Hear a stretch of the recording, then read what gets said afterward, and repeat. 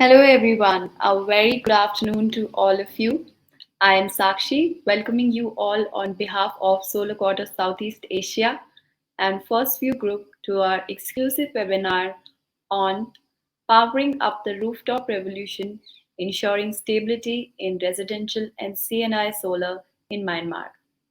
I take the pleasure of thanking our panel members for extending their immense time and support to help organize this event, and a very special mention to our sponsoring partner Goodwe for bringing our Crusader here.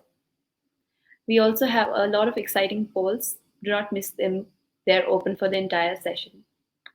May I now introduce Mr. James from Goodwe to give the presentation for his company. Over to you, Mr. James.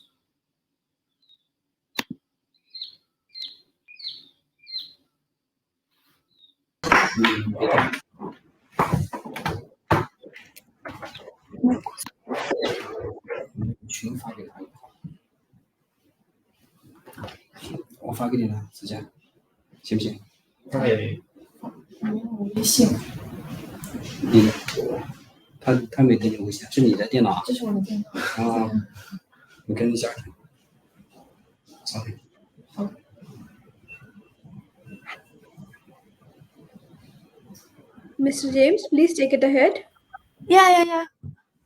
There's some little bit connection problem.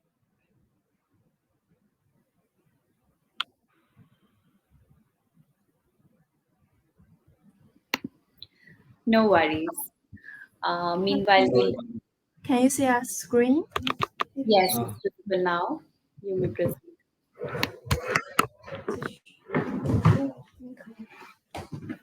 Shall we start? So we can start now, right?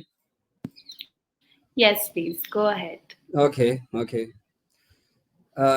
Thank you all so much for your time today here in the event. This is James. I'm in charge of Asia Pacific market for Goodwe.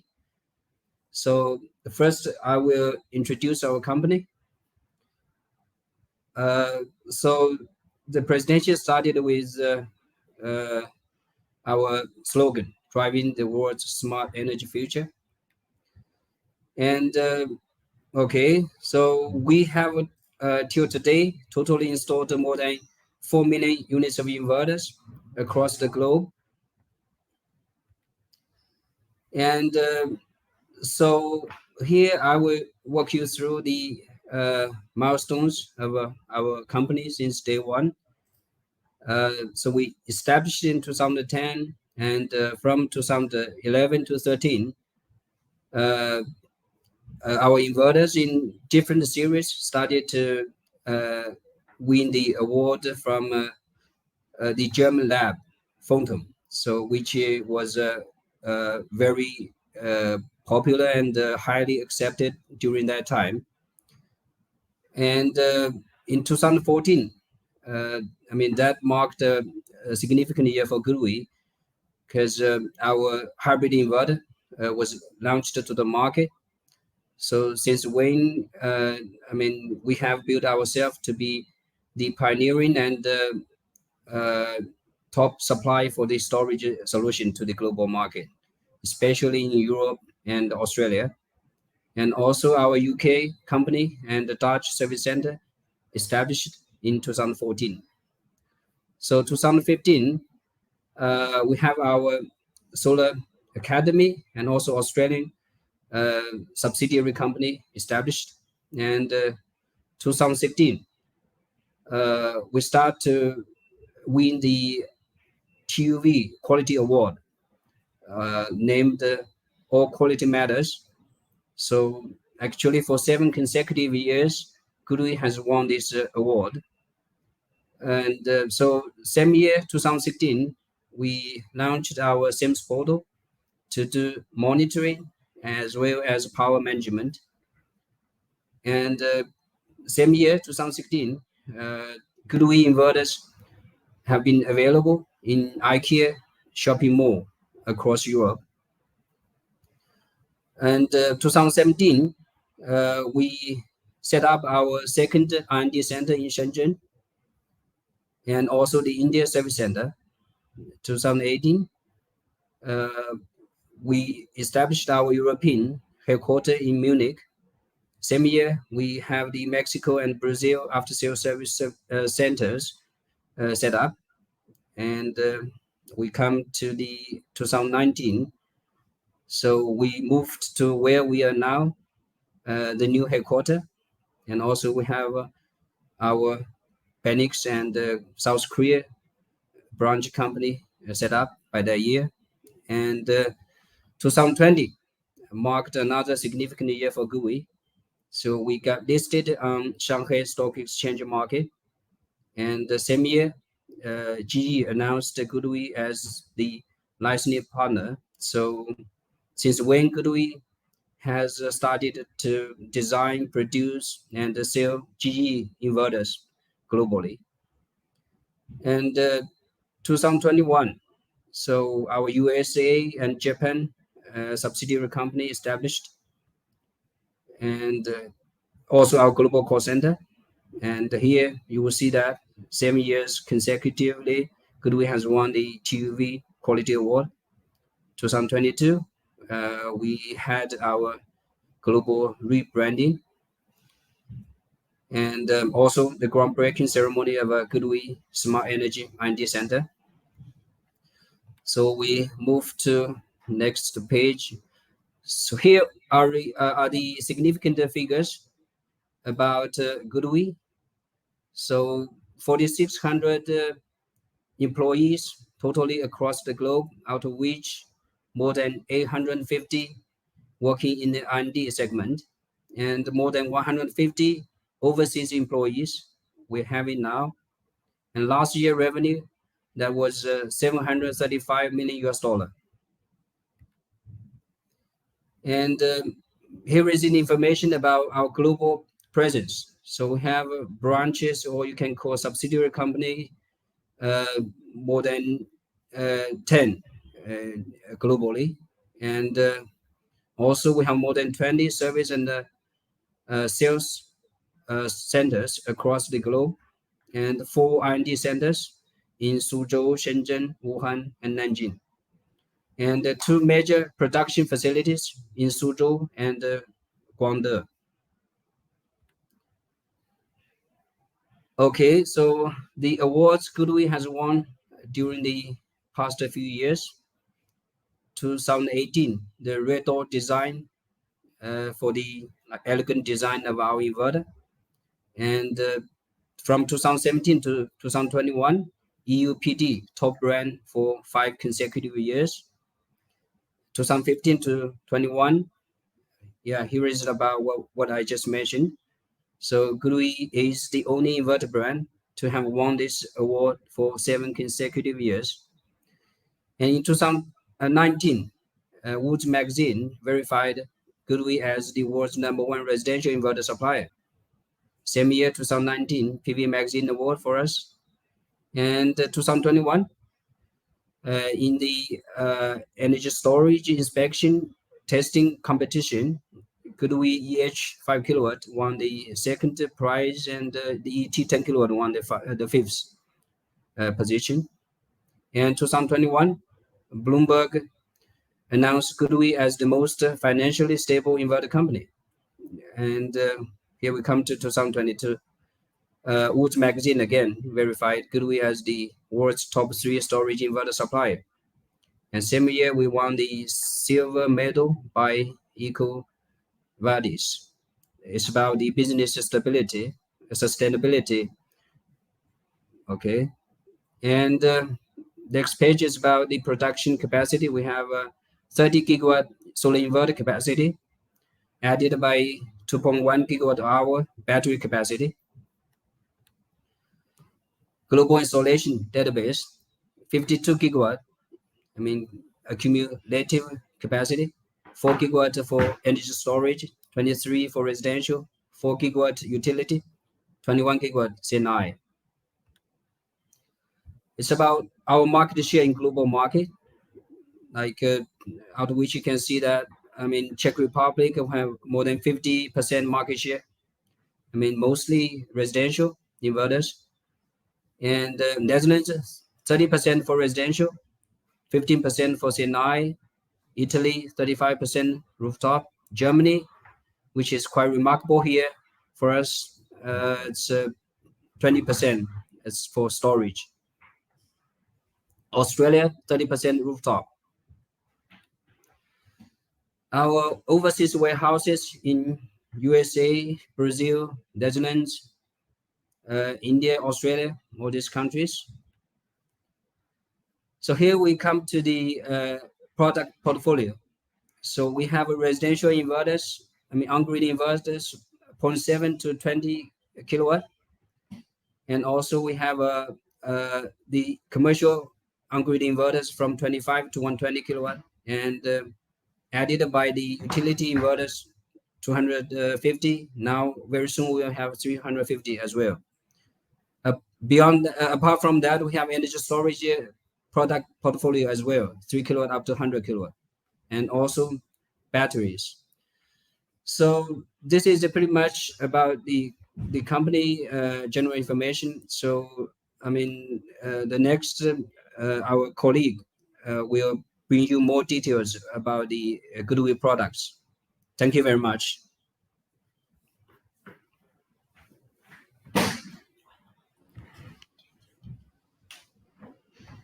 Thank you so much, Mr. James, for that insightful presentation.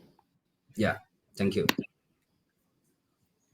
May I now introduce Mr. Viratma from Asian Center for Energy for sharing the opening remarks for our event today. Over to you, Mr. Viratma.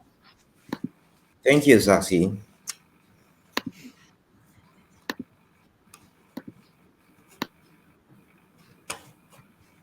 Yeah, wait a minute. I just want to share my screen.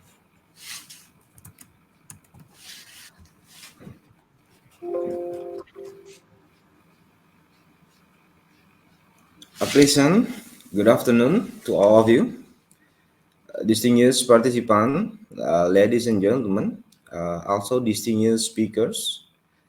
I do hope everyone is safe and sound. On behalf of the Asian Center for Energy, I'm honored to open the webinar with the theme Powering Up the Rooftop Revolution, Ensuring the Stability in Residential, Commercial and Industry Solar in Myanmar. I would like to express my appreciation and gratitude to all speakers for your valuable time participating and sharing perspective and insight with us in this webinar. Distinguished participants, ladies and gentlemen, as we all know, ASEAN is one of the fastest growing regions globally and is expected to continue its rapid economic growth in the following decades. Feeling the increasing regional energy demand will require a balance in energy trilemma, security, affordability, and also the environmental sustainability. Thus, sustainable development should be done in the energy sectors, including the electricity, fossil fuels, energy efficiency, renewable energy, and alternative energy, where energy resources shall be diversified. And before we go too deep into the discussion for powering up the Rooftop Revolution webinar, uh, please allow me to share what we have done and some outlook in the region of Asian regions where the Myanmar has a part. Because one of the key roles of the ASEAN Center for Energy in this region is as the think tank to assess the ASEAN member state, including Myanmar's, with research identifying practical and specific solution and policies, legal and regulatory frameworks, technologies, and innovative solutions.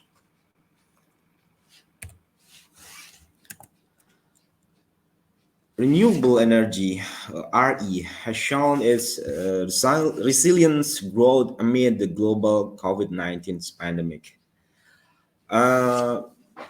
Refer to our 7 ASEAN Energy Outlook, or we say with AEO7, show that despite the economic downturn and 5.3% decline in the total primary energy supply we said that with TPES, from all energy sources in 2019.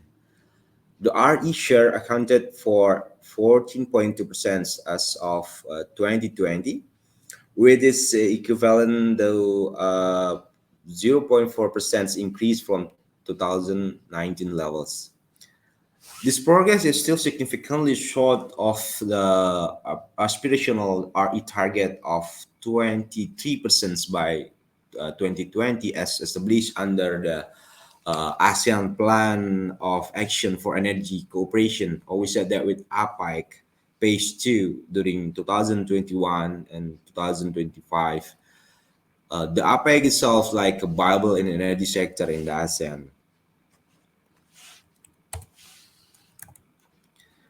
In 2021, RE share in the TPS reached to 14.4%, or an increase 0.2% point from 2020.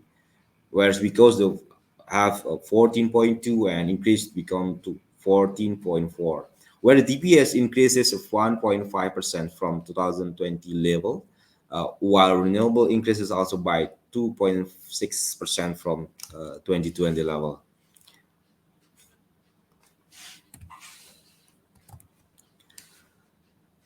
On the other side, the year 2020 witnessed a significant RE uptick of 30.3% in the total installed capacity, with the solar PV as being the main contributor. Starting from the 1 megawatt in 2005, the solar PV capacity expansion reached 23 gigawatt in 2020, making up 8% of ASEAN's total capacity mix. Solar PV's rapid growth has undoubtedly narrowed the gap toward the regional or installed capacity target of 35% by 2025. It's based on the ASEAN Center for Energy data last year's. And the stark gap between RE achievement and DPS versus installed capacity indicates three important premises. One, the need for a more ambitious RE installed capacity target. Second is the need to explore solar energy use beyond the electricity, such as heating, air conditioning, and other innovative uses. And the third is the need to boost solar utilization into dispatchable electricity through the adoption of energy storage and other advanced technology. Furthermore, the ASEAN region is lighted by 12 hours of sunlight due to its location close to the equator lines. This geographical features offers a huge, immense solar potential for the region to help further scale up of RE deployment. Now, we try to take a look to potential solar in region and in Myanmar especially. ASEAN countries have a great potential for solar PV. In the term of the annual solar installation levels, which range from 1,400 until 1,800 kilowatt hour per meter square a year, as indicated in my presentation, where I referred to Lee at 2019, where the highest potential is predicted for Myanmar and Thailand, where the solar PV could generate more than 700 gigawatt. Cambodia, Indonesia, Laos PDR, Malaysia, the Philippines, and also Vietnam are categorized as the medium potential countries with less than 4,000 megawatt. Sorry, 4,000 gigawatt. Also from Lee at 2019. Beyond the availability of the total solar irradiation area, harnessing solar energy depends on multiple technical and economic factors, which eventually affect each country is verifying levelized cost of energy, or we say that with LCOE. For example, solar energy quality result from solar intensity and capacity factors. The cost is primarily driven by country-specific economics such as inflation, interest rates, and tax rates, as well as by techno-economic assumptions, such as the installed and fixed operation maintenance costs. Land use constraint could drive further variation in generation costs and available capacity for solar PV development in the region. That's why we should explore more about the PV rooftop to that constraints. But how if we compare that and take a look at the PV installed capacity in each ASEAN member states? Uh, as indicated in also my presentation, the installed solar PV capacity in Vietnam in 2018 was just 164 megawatt, far below Thailand. It reached 3 gigawatt. But Vietnam surpassed Thailand in a year, reaching 5 gigawatt in 2019 and 16.6 gigawatt in 2020.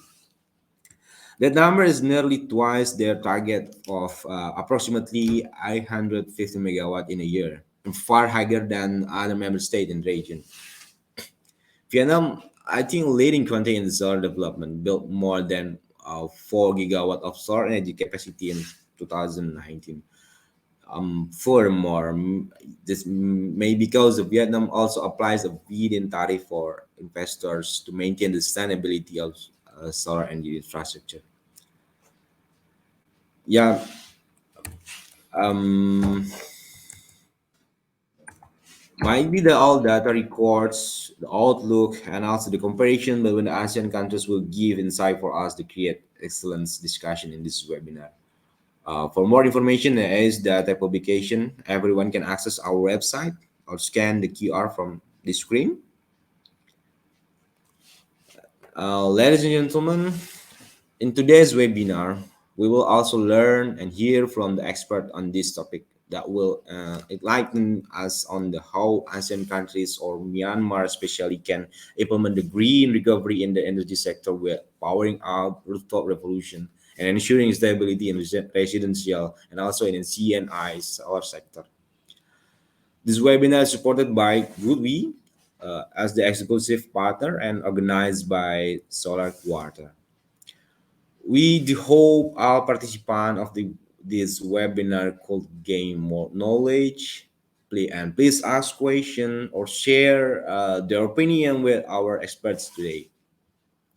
Once again, I would like to thank you for GUI for supporting this webinar and our distinguished speakers and experts for the excellent preparation to share their knowledge. Lastly, we wish you all a fruitful discussion. Thank you for your kind attention. That's all from me, Saksi. Thank you. That's great. Thank you so much, Mr. Ratma, for that insightful presentation again. We have some interesting polls coming up. The polls are open throughout the session, uh, and the attendees are requested to vote for the same.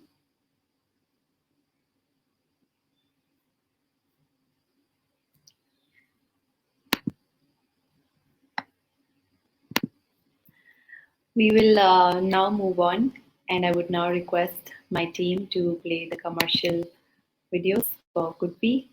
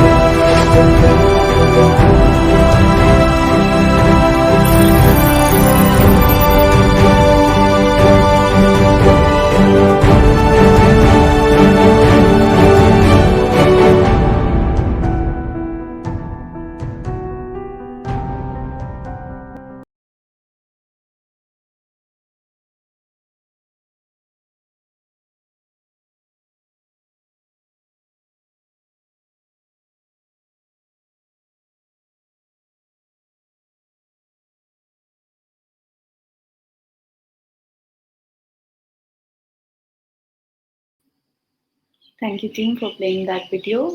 I would now request my team to play the next video.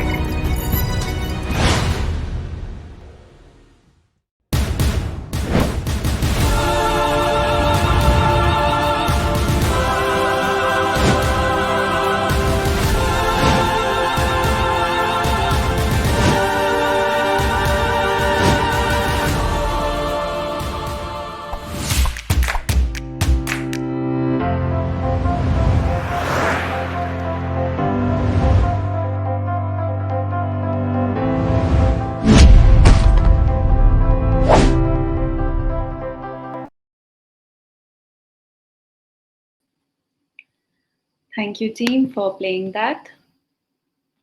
I would now like to welcome on screen Mr. Fang to share the presentation for his company. Over to you, Mr. Fang.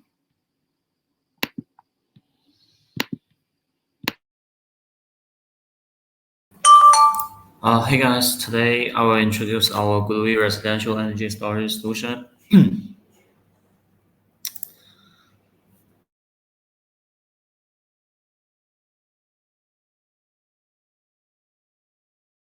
Products, and this is all our storage products. For the left, you can see that are DC coupled inverters, also called the hybrid inverters, and on the right are the AC coupled inverters. And also we have both the single phase inverters and the three phase inverters. For example, the ES and the ESG2, EH, EHB, and ESA are three single phase inverters. And for ET 5 to 10 and ET 15 to 30 are three phase inverters. And for these inverters, you can see for the single phase inverters, we have ESG2 compatible with our low voltage batteries. And for EHBs, they are compatible with the high voltage batteries. And for the three phase inverters, they are only compatible with our high voltage inverters. And these are the parameters of our low voltage inverters. This one is called the LinkSU series, batteries. And this battery, the weight of this battery is about 60 kilogram, and the ingress protection level is IP65. It can support both indoor and the outdoor installation. And for the system, the operating temperature can be from 10 degree to 50 degree for discharging, and for charging, the temperature is from 0 to 50 degree. And this system can support both both grid mounted and the wall mounted installation. And we are using LFP battery cell in the system, and the installed energy is 5.4 kilowatt hour. The maximum charge and discharge current is 15 amp. This battery can support maximum six batteries connected parallel, and can support both the CAN communication and IS-485. And this is a high voltage battery. It's called the LinkSF series, and it is a stackable battery. You can see on the top is the control unit, also known as the high voltage control unit. And in the bottom, you can see there are 5 battery packs. Each of them are 3.3 kilowatt hour. And for this single rack, we have minimum 2 battery pack and the maximum is 5 battery pack in one cluster. And this system also supports the CAN communication. And for the ingress protection level, it's IP55, also supports the indoor and outdoor installation, but it only can be installed ground mounted. And for each each pack's usable energy is 3.27 kilowatt hour, and for the system maximum can be 16 kilowatt hour, and the max charge or discharge current is 25 amp. Next is about our solutions. This is the logic for hybrid system. You can see in the system we have the grid, also the utility, and this hybrid inverter, the solar panels, the links batteries, and backup loads and on-grid loads. Because our inverter have 2 ports, one is the on-grid load port and another is a backup load port. You can connect the critical loads to our backup load port. And if the grid falls down, then the battery or the PV will supply power to the backup load within 10 microseconds. So the backup load won't lose power even the grid falls down. And this is the logic for the AC retrofit system. Different from the hybrid inverter, this AC coupled inverter cannot connect PV panel directly to the AC coupled inverter. But in this system, you can use an on-grid inverter to make it a whole hybrid inverter. And in this system, the solution is both for the single-phase and three-phase solar system. And we are compatible with any brand on-grid inverters. And in this system, there is one thing to mention is our smart meter both have a CT connected to the utility side and the CT connected before the on-grid inverter. So by these two CTs, the house owner or the customer can know how much power the loads consumed or how much energy the load consumed. And this is the operation logic. The PV power will first be used to support the load and then charge the battery. And if you have excess power, can be used to sell the grid. And also, if in your country there is a limitation on the export power, then you can choose zero export. And this is load consumption logic. It will first consume the PV power, then consume the battery power, and the last is the utility power. And this is the backup logic.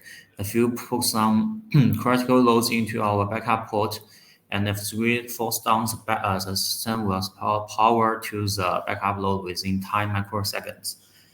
So your load will not lose power even the grid falls down. And this is a paralleling solution for ET5210 series. And this is only for the ET5210.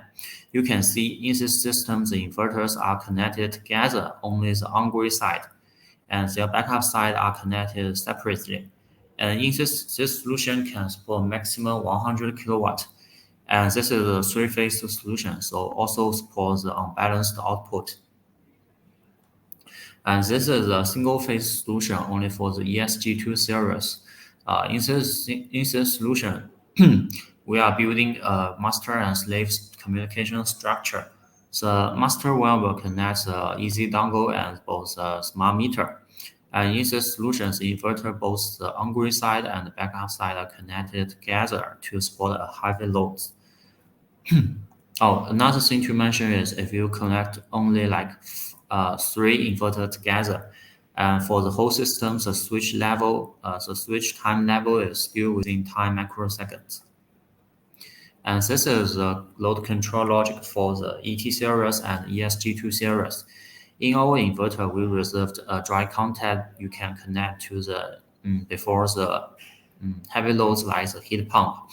And you can choose in our Solo Go you want to work as a normal mode or the time efficiency mode or other modes. And this is the monitoring solution for our system. We have the Solo Go app. It is used for the local configuration and the local communication. And you can use it to connect with our inverter by Bluetooth, by Wi-Fi, or by 4G. And via our inverter, the inverter will send the data by the meter to our server, and the data will be sent to our SIMS portal, so customer can do online monitoring on our SIMS portal. And also our inverter supports Modbus RTU or Modbus TCP/IP communication. So if you have a local control system like the EMS system, you can control our inverter by that one. And this is an all-in-one solution. This is called the ESA product. And on the top, this is a ES inverter, and in between is a pre-wire box. All the wiring will do in this box, and in the bottom are two battery packs. Each of them are 5.4 kilowatt hour, and if you connect two, that is 10.8 kilowatt hour. And the whole system is IP45 protection level and got a smartphone calling. And this is about the load monitoring on our SIMS portal. On our SIMS portal, you can see the daily and historical data. Also, you can see the real-time monitoring, real-time energy flows. And this is the calculation on the daily or the monthly, yearly load consumption data.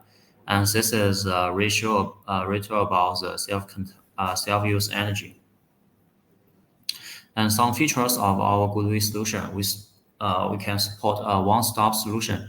In our accessory pack, you can see the wall-mounted brackets, also the connectors, the terminals, the expansion boards, the AC covers, the pins, and the user manual and the quick installation guide. And also the smart meters, the dongle will come along with the inverter. Goodwill can provide all the components needed for the system operating. Do not need a separate purchase. This is about the UPS level switch time. When the grid is available, the on-grid port relay is closed, and when the grid is not available, the on-grid relay will break and will open, and the backup relay will close. And this period is within 10 microseconds. This means when the switch, when most of the brand in the market needs about 5 seconds or longer time, which is not a UPS level. And this is about the quick installation and the commissioning. This timings you start from the installing the PV panels, do the wiring and do the configuration. This is the whole period of the configuration and the installation. So for this whole this process, it only takes about 22 or about 45 minutes. And for our app settings, it's only take about 1 or 2 minutes to do the setting. It's very fast. And this is about the unbalanced output. For our inverters, both the ET series and the BT series, they can support maximum 100% unbalanced output. This is the bidirectional output. So, for example, in this picture, you can see the load on phase 1 is 1 kilowatt, and on phase 2 is 3, and for phase 3 is 2 kilowatt. So our inverter will output 1 kilowatt in the phase 1 and 3, and 2 kilowatt in phase 2 and phase B and C. So the total power export to the grid will be 0 kilowatt. And this can be achieved with no extra device. And it's optional on our app. You can choose to enable it or disable it. And this is about the unbalanced charge. It's only used in the BT series. For example, you can see the on-grid inverter export about 4 kilowatt on each phase, and 1 kilowatt will be consumed on phase A, and 2.5 on phase B, and 2 on phase 3. So the total power used to charge the battery will be about 6.5 kVA. Thanks all. That's all for my today's introduction.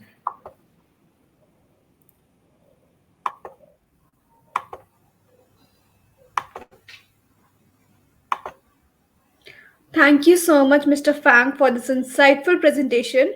Here, I would like to make a small announcement. Attendees can post their questions in the Q&A box, and our speaker will answer those questions at the end of the panel discussion.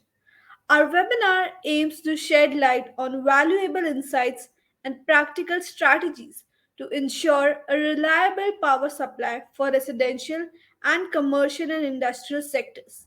During this webinar, you will gain a comprehensive understanding of the rooftop segment in Myanmar and explore the technical considerations for rooftop solar installation. Our expert speakers will delve into solutions and share inspiring case studies from successful rooftop solar projects. In addition to that, there will be a separate Q&A session for a discussion on the recent trends and challenges related to major initiatives. A quick reminder for everybody to participate in the poll.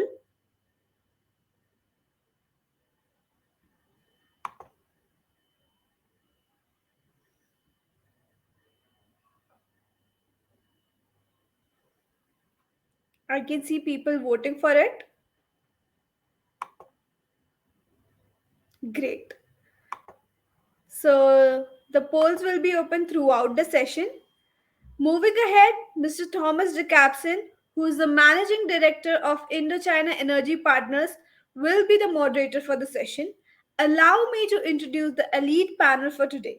Mr. Prihatsa Viratma from ASEAN Center for Energy, Mr. Alan Himes from Indigo Energy, Mr. William Frederick from Mandalay Yoma, Mr. James Ho from Goodwe, Mr. I. Deva Maid Raditya Marganta from ASEAN Center for Energy, Mr. Kittipat from Trina Solar Asia Pacific, and Mr. Fankar Fan from Goodwe.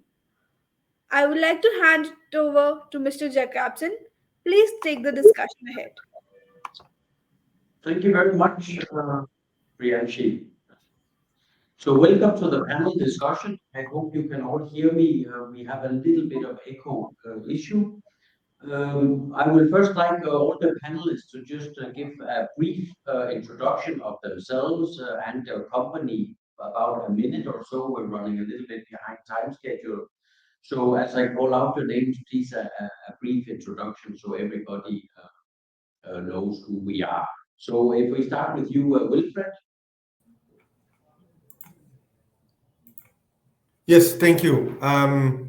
Thank you for the opportunity. My name is Wilfred Boerichter. I'm from the Netherlands, and I work for Mandalay Yoma Energy.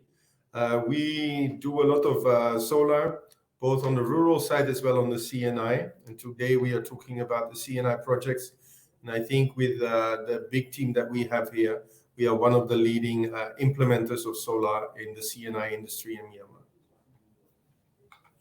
Thank you very much, Wilfred. In no particular order, by the way, Alan. Sure. My name is Alan Himes. I work with Indigo Energy, and we have a similar profile to Mandalay Yoma. So we do CNI rooftop, but without the off-grid side. We've been in Myanmar since 2012, and we do engineering services as well for the international markets. Thank you. And Kittipat.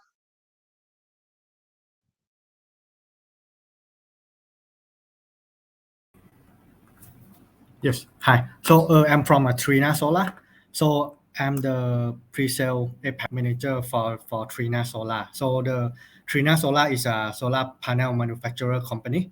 So the solar panel can provide the clean energy resources, and which can help to reduce the carbon dioxide emission. And also, Trina Solar has a CNI solution business, which can provide the system solution for the CNI market as well. Yeah, thanks. Thank you. And Dewa.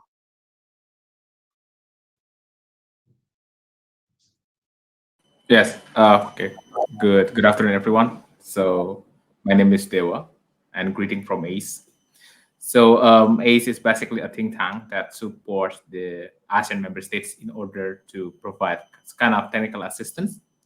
And specifically in my division, I'm working for the sustainable and renewable energy, and we aim to assist the ASEAN member states in order to accelerate the renewable energy promotions in order to achieve the target of renewable energy by 2025 and beyond. So nice to meet you all. Thank you. Thank you. And finally, James, although we have heard from you before, but just a quick intro on yourself, perhaps.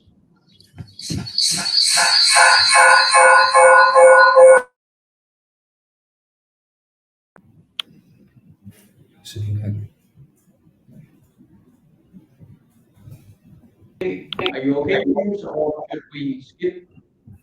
Yeah. Okay. This is James. I'm leading the business development for Kudui, Asia Pacific. Kudui is a global top 5 inverter supplier and producer. So we provide a wide range of solar products from on-grid to storage. So yeah, I'll be happy to get connected with all of you during today's session, so we can discuss about the product and solution in details later. Thank you very much.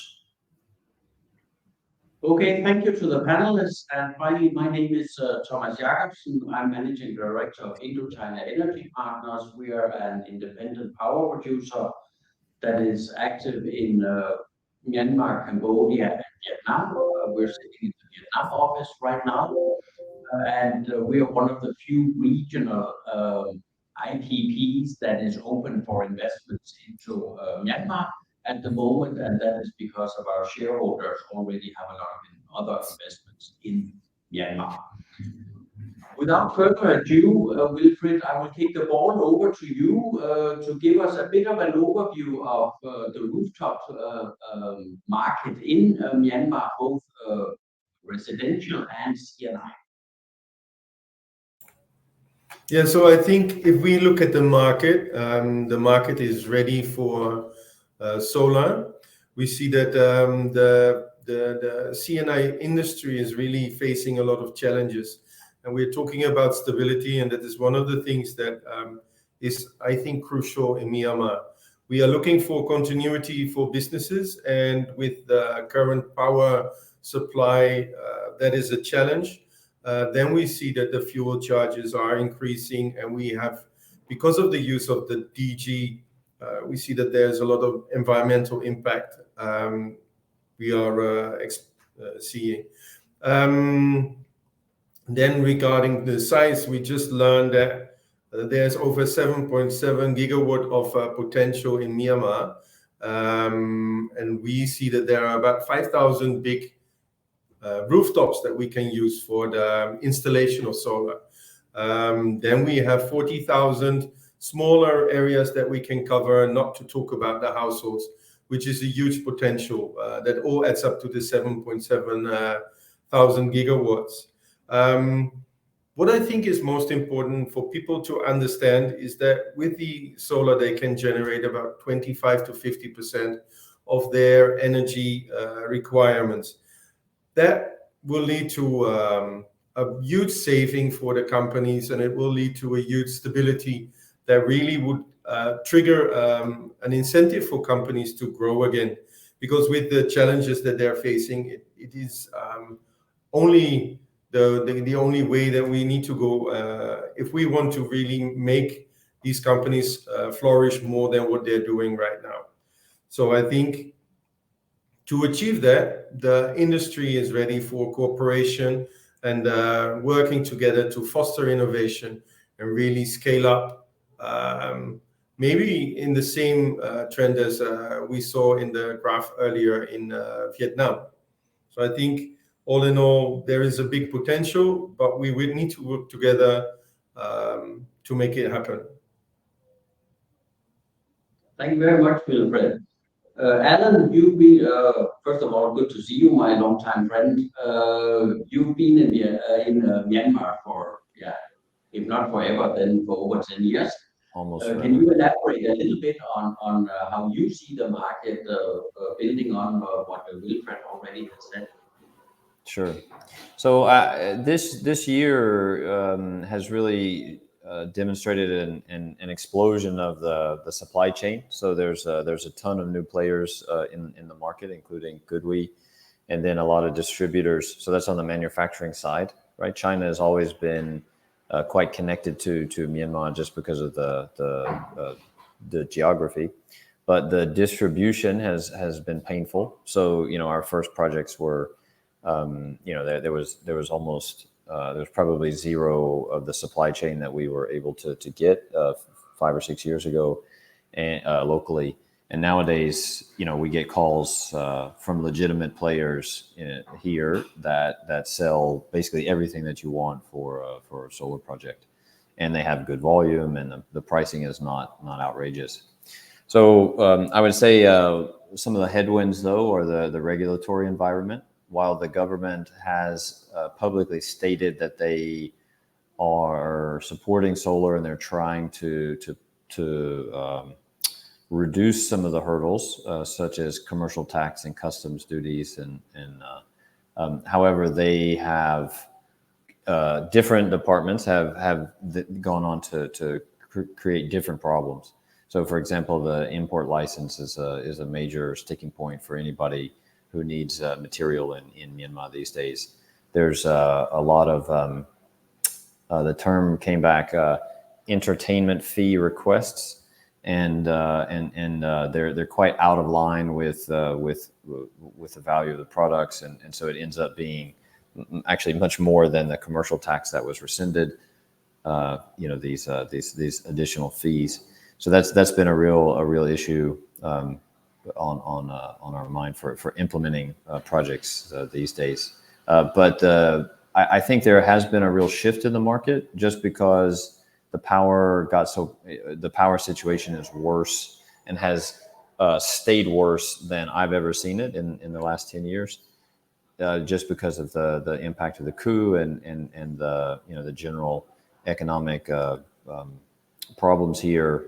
And the mismanagement of the economy has caused the power supply to get worse, which blackouts are now a regular basis, even well into rainy season where we are now, and I don't see that changing in the short to medium term. So people are starting to finally see that solar is a good option. Very good, and we will talk more about storage in a few minutes also. But seems that quite a lot has happened to the supply chain since you and I worked together first time, Alan, where we sent a full container, including hand tools from Denmark, out to site to ensure we were not missing as much as one single screw. But luckily, that's no longer the situation. Kitipat, can you tell a little bit about the technical considerations that both a developer, implementer, and also a client, rooftop owner should have when looking at rooftop solar? Okay, all right. So for the technical considerations, normally there are several factors and parameters to be considered. So first of all, I would say the most important one is the shading area. So any permanent shading or the shading zone that on the rooftop, it should be avoided, because the shading can mean that the solar panel and the solar system can provide the lower energy output, and also the permanent shading actually cause some of the cell damage, like a hotspot to the solar panel, and it can create the mismatch losses in the string as well. And another consideration would be the tilt angle of the roof. So typically, we recommend the tilt angle for the solar modules to be more than 10 degrees. So if the tilt angle of the solar panel is quite flat, so it might require more frequent of cleaning in order to compensate for the soiling losses and also the cleaning factor. And in terms of the CNI market, as a solar panel recommendation, so right now for the Trina, we have the 585 watt modules. So this one can fit into the CNI rooftop projects, and also it can help to reduce some of the BOS cost of the project as well to the developer and also to the EPC. Yes. Very good. Thank you very much, Kiripat. Back to you, Wilfred. Can you give some examples of case studies of, and perhaps focus on CNI, of what is possible and what is the positive outcome, preferably for the rooftop owner, and maybe focus on that? Yes, of course. I think the owners, when you start making a decision to go and choose for solar, one of the important things in Myanmar is obviously the how does it impact me, right? Everything is always measured on a financial scale. But with the power cuts already there, we can see that you're spending a lot of money on diesel. This has a big impact on your sustainability as well as on your performance of the organization. What we see in the CNIs, we've done a few larger projects that range from 200 kilowatt to over 3 megawatts that we're implementing right now. If we look at the calculation, you see that in general, the investment will be returned in 5 years. So it's a really short term to get your money back. But I think more important, these companies, and they are companies like Coca-Cola or the Heus, which is a Dutch feedlot animal feed producer, they all make their money back in 5 to 6 years. So that really, really helps in generating your continuity as a business. Yeah, if you looked at the graph before, how much solar was made in Vietnam, half of it is rooftop solar, and I would say about 4 gigawatts actually only is what we would call traditional CNI, based on own consumption.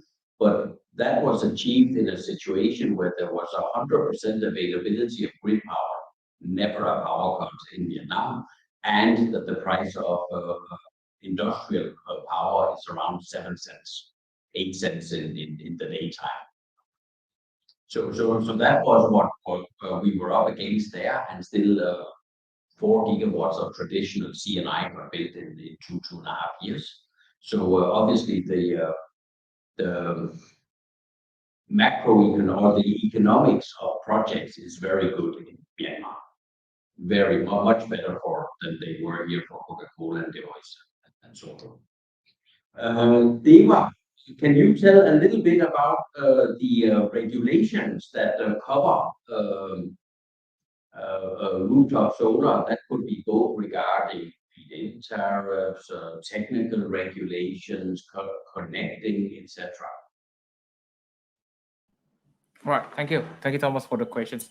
So I think it is important to emphasize what my colleague Vira mentioned in his remarks about all ASEAN member states has a strong commitment in improving the renewable energy penetrations, which is translated into national regulations or even the national commitment to the global agenda, which is translated into the national and the NDC documents. On the every NDC document, it's explicitly said that every country wants to promote more renewable energy beyond the electricity, which only used for industry, for example, for beyond electricity, like for example, for burning and etc. And through this commitment, it is translated into various kind of regulations that aims to engage more industrial and household involvement in promoting the solar rooftop. For example, the net energy metering regulations, which is popularly used as one way to promote solar rooftop. For example, in Indonesia, Malaysia, Singapore, Philippines, and Thailand. Also, the feed-in tariff, which also becomes one of the most popular regulations that often used. Also about the fiscal and non-fiscal incentives. Yes, it is become the catalyst, I believe, to promote more solar rooftop implementation. However, it is unfortunately that is not as good as what is expected, because for some countries the incentives is not enough because of the geographical barrier, for example in archipelagic nations like Philippines and Indonesia. So it needs some kind of flexibility to implement the fiscal and non-fiscal incentives. Also needs to be concerned is about, even though all most of the ASEAN member state has introduced the regulations to promote, however the progressiveness of the solar rooftop is very one to the others. Two countries that I could emphasize is about Vietnam and Indonesia. So even though those countries has a similar I could say approaches to promote solar PV, solar rooftop. However, the Vietnam has a strong, robust progress compared to Indonesia because of the market readiness, and also there is specific regulation applied for those countries. When you are focusing on the open market, so everyone can chip in, and it can progress following the market demand. However, in Indonesia, because there is a single off-taker, which is the state-owned electricity company, so it has a small flexibility to join the commitment to promote solar PV rooftop because of the limitation provided by the state-owned enterprise.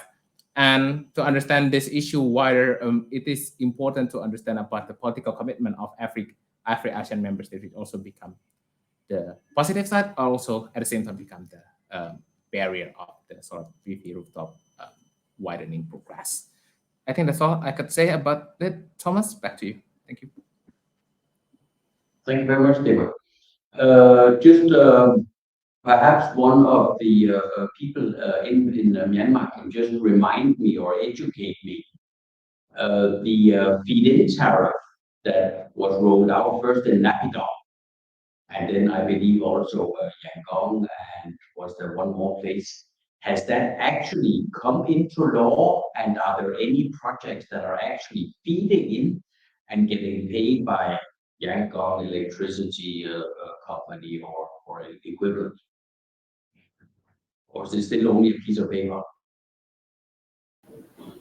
I'm not aware of any projects that have actually done that, and I do know that some of our team have gotten calls from either YESC, the Yangon Electricity Supply Corporation, or some equivalent government body, asking how it might work technically for us to feed back in. So they've made a very pretty announcement in the newspapers, but there's as far as we can tell, there's been zero technical work done on this, because you have to change the meters and set up a mechanism for payments or whatever, and that does not seem to have been done as of yet. But maybe somebody else on the panel might have. And just remind me, what was the tariff going to be? It was, as far as I recall, it was enough to de-risk a project, but not really enough to make it bankable by itself. 85 chot, I believe, for less than 1 megawatt, and 80 chot for above 1 megawatt. And at the time I did the calculation, I think it was about 3 cents. So nowadays it's probably more like 2.5 US cents per kilowatt hour. Okay, so more than nothing, excess power, which can be good during a holiday or a Sunday, but not really anything that we would chase as investors. I think the only frame would agree to that. Right, especially because it's in the local currency, and it's denominated in the local currency. So as everyone knows, the Myanmar chot has dropped, in half since the coup 2 years ago. So it's it's just worth a lot less than it used to be. Correct. So obviously, when we have excess power, one thing is to sell it into the grid. That was part of the success of Vietnam, and a lot of the CNI was based around 5% self-consumption and 95% export at 8-9 cents. So that will sort of became very attractive, and actually means that the local utilities now buy very expensive power on a Sunday afternoon when they don't need it and have to buy it. But James, there's of course an alternative to exporting to the grid, and that is to look at the battery storage. So Faulkner has already given us a very good introduction, but could you perhaps more on the commercial side and what it would mean for a CNI facility to also add battery storage to a potential rooftop solar installation? Yeah, hi. Thank you, Thomas, for this question. Actually, I would say that the storage solution definitely that's a very amazing product that will meet the requirement when either the grid is now stable or the grid electricity is a very high cost because maybe in Southeast Asia it's kind of different as we have witnessed in the European Australian market, right? So where the major purpose to use the storage system is to help to reduce the electricity bill. So, but for the Southeast Asia market, I mean, the major demand is to make sure that uh, the the power will not be disconnected, right? So when the grid is not stable, so either residential or commercial application. So could we can provide this kind of a product and solution to make sure that once the grid is disconnected, so the with the installation of the storage system, so the power will just go into this backup mode. Then your house load, whatever some other loads there, then that will not be interrupted. So I mean, in the daytime, so you put up the solar installation there, right, on your roof, then so it will generate the solar power. So in daytime, if you cannot consume this much solar power, you can store that power into your battery. Then during the grid outage or maybe during nighttime, so you can discharge the battery to power your loads.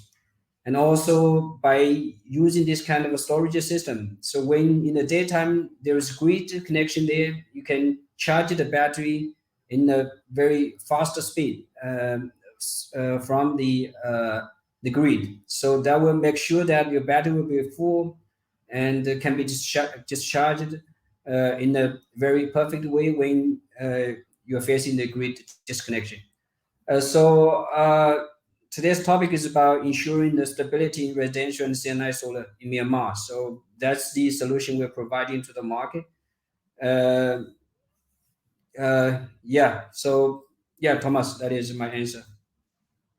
Okay, thank you very much. We actually have a few more questions we wanted to go through, but since we have run out of time and need to also have a few minutes for Q&A, then I think I will hand over to Priyanshi.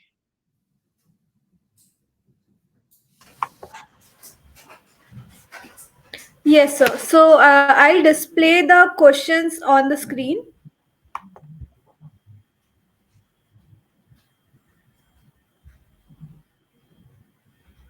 This is for Mr. Wilfred. Oh, do we plan to open a branch in Mandalay? Well, you're okay, always welcome to have a chat with us. We currently don't have a branch in Mandalay, but we're working throughout Myanmar. So we are happy to talk. Okay. This is the next question. Whoever can take it. Alan, I think that fits you. Sure, I can handle that. So really, the question is not about how long will you have power if you have solar. The question is how long will you have power if you have solar and batteries. Because in this case, if this is a residential system, then you'll need to have a battery because solar must work with an on-grid system works with the grid, or a battery system, of course, to work completely off grid has to have a battery. So it depends on the size of your battery. And but typically, at least in the Myanmar context, we have regularly planned 4-hour blackouts. So it's quite common to size systems for around 4 hours. Isn't that nice that it's planned the same length every time? Priyanshi? Thank you so much, everyone. We are done with the questions. Audience, if you have any other questions, you can post in the Q&A right now. So, proceeding ahead, may I invite on screen Mr. Kittipat from Trina Solar for sharing his presentation on leading in the energy era of solar energy. Mr. Kittipat, can you please share your screen? Yes, thanks Priyansh. Thank you so much.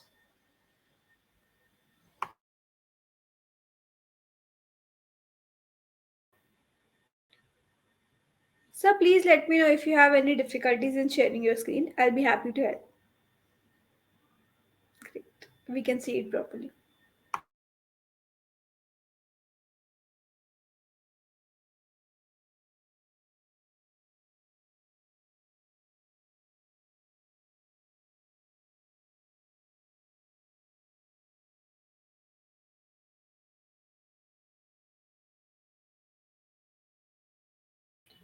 So you can start with the presentation. Hi. Yes. Okay. Thanks, Priyanshi. So, today I will be describing about the powering up the rooftop revolutions, and also the some of the latest technology about the solar modules. So let me go quickly through the company profile.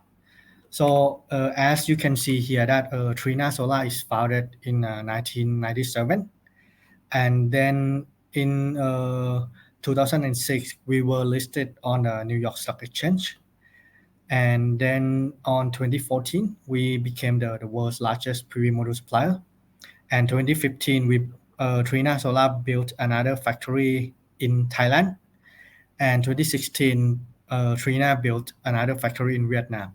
So now Trina Solar, we have 3 factories in 3 countries. We have six factory in China, and we have factories in 3 countries. So we have factories in China, in Vietnam, and in Thailand. And then in 2018 we have acquired the Spanish tracker company called Enclave. And then this year 2023 we are the first 210 monocrystalline silicons launches in the Shanghai base. So here this one it provides the overview of the global office for Trina. So as mentioned earlier, we have factories in China, Thailand, and Vietnam. So you can see in the green color on the right hand side. So that's the factory bases. And then we have office all over the globe. So as a Trina, we always put the importance on the R&D capabilities and also the research and development. So as you see here that we have already break the world record for 25 times since 2010.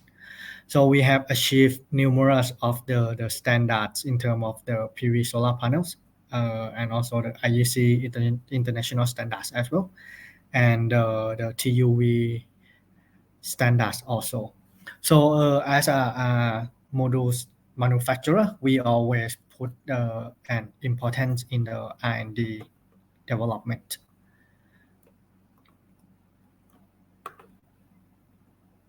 So as you see here, this is some of the new leading technology for the Trina Vertex modules. So Trina, we are using the 210 and 210R cell silicon wafer, and also we are using the innovative arrangement and non-destructive cutting in order to reduce the micro crack of the cell during the manufacturing. And also we also using the high density in the connection. And as you see in the middle column, so we just launched a new technology called N-type iTopCon. So this one, the module efficiency can goes up to 25.3%. And we also have the new world record for the front side of the panel, which efficiency can goes up to 25.5%. And another technology that we have, it calls the advanced HJT technology. So this one, the efficiency of the panel can goes up to 25.6%. And as mentioned earlier, we have the TUV certificate and the IC standard as well. So for the global and the local market leader, so Trina Solar, we have been ranked in Bloomberg NEF for the bankability. And also we have been listed in the top performer in the PVEL scorecard, which indicate the quality of the modules as well as the degradations, which has been the top performers after the testing. So Trina also have a dynamic team support, consists of the local support in the country, and as well as the headquarter office in Singapore in the APAC region. And as the solar modules, as you can see in this slide, we have several power class of the modules shown in the right hand side. So the first two is the 580 watts and 670 watt modules. This one is the P-type monocrystalline, so which are suitable for the CNI and the rooftop market, and also the utility segment as well. And the next one is the 450 watt Vortex S module. So this one is suitable for the residential market segment because it comes in a smaller size, which can be handled quite easily by the installer.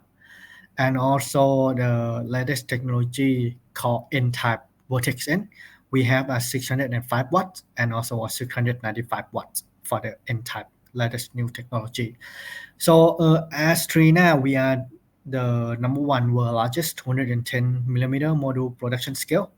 So by using our latest technology, it can actually help to reduce the lower system cost and also the lower LCOE of the project as well.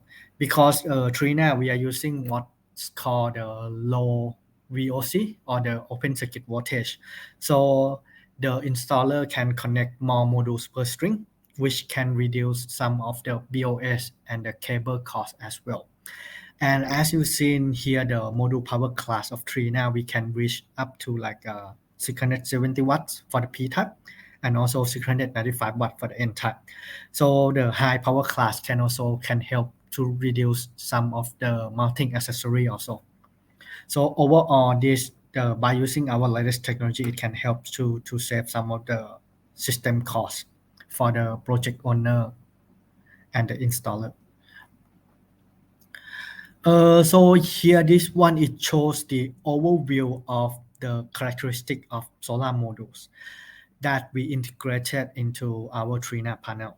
So the first one shown on the left top hand side, this one it calls the advanced wafer size.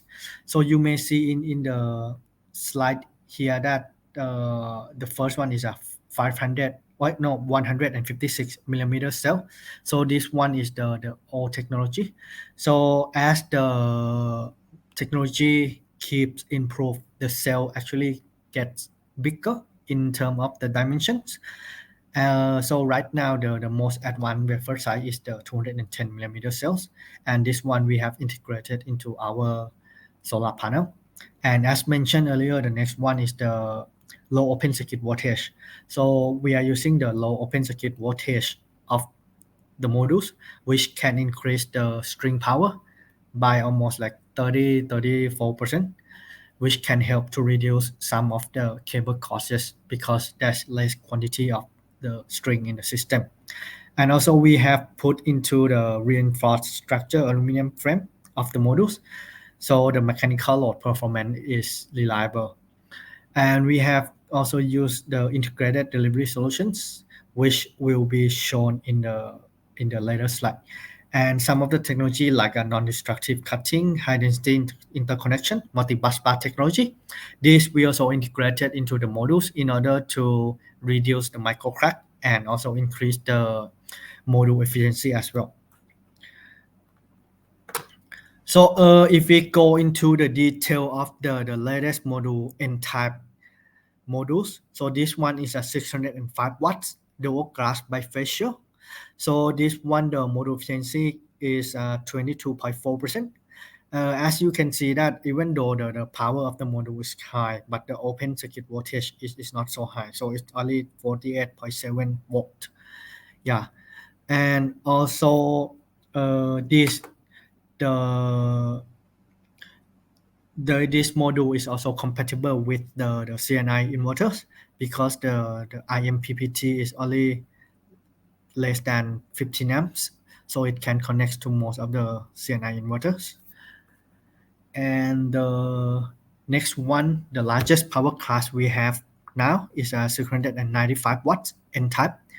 So this one, the open circuit voltage is only 48.2 volts. So that means it can help to connect more modules per string, and it can reduce some of the cable cost as well. So as mentioned earlier, we as a Trina, we have developed the new innovative packaging. So this one, the new innovative packaging is shown in the right picture. So as you can see that the conventional packaging is on the horizontal stacking. It's shown on the left picture. So the right picture is the new developed packaging design. So the benefit is that, so in terms of the transportation saving, so you can see that by using our developed innovative packaging, it can actually help to save some of the container to be delivered to the site. So in the table here, it shows some of the comparison. So for example, the first one is a 550 watt modules compared with Trina 670 watt modules. So you can see that the 550 watt modules, the power per container can only fit 341 kilowatt only, whereas the Trina modules, it can fit 373 kilowatts. So that means you can get a 10% increase of the power per container. So which can indicate that you can save some of the number of the container to be delivered to site, which can help to save the logistic cost. So Trina, we also have another product called a Trina Tracker. So Trina Tracker can help to efficiency boost the electricity generations and also help to reduce the LCOE of the project as well. So here is some of the details with the Trina Tracker. So Trina Tracker, we have the 1P configurations, 1P Vanguard and a 2P Vanguard, which comes in a 2-portrait solution as well. So we also use what we call a super track algorithm. So the super track algorithm will use the algorithm to increase the energy generations of the system. And we have the monitoring system to assist in the O&M as well, which is called the Trina Smart Cloud. And Trina also have the IoT solutions. So for the energy IoT solution, it comes in a different segment like real-time monitoring, intelligent power distributions, or the basic energy BMS, or the energy efficiency. And again, here this one, it shows the overview of the Trina solar factories. So as mentioned earlier, we have a factory in China and in Vietnam and in Thailand. So the module capacity planning right now for this year is about 95 gigawatt, and for the cell capacity planning will be 75 gigawatt, and the silicon wafer will be 50 gigawatt. And lastly, this one will show some of the project references. As you see that Trina module has been used in a various applications, floating, agriculture, solar farm. I think that will be all from my side today. So I will hand over to Priyanshi now. Thanks. Thank you so much, sir, for the knowledgeable presentation. And thank you all the audience and panelists. So with this, we have come to the end to this virtual event, and a very special thanks to Mr. Jacobson for superbly managing the session. A big shout out to the attendees for extending your valuable time for the event. Special thanks to our partner Goodby for the immense support to organize this event. We promise you to come back with another such exciting sessions. The floor is now open for networking. Thanks, everyone. Goodbye. Take care.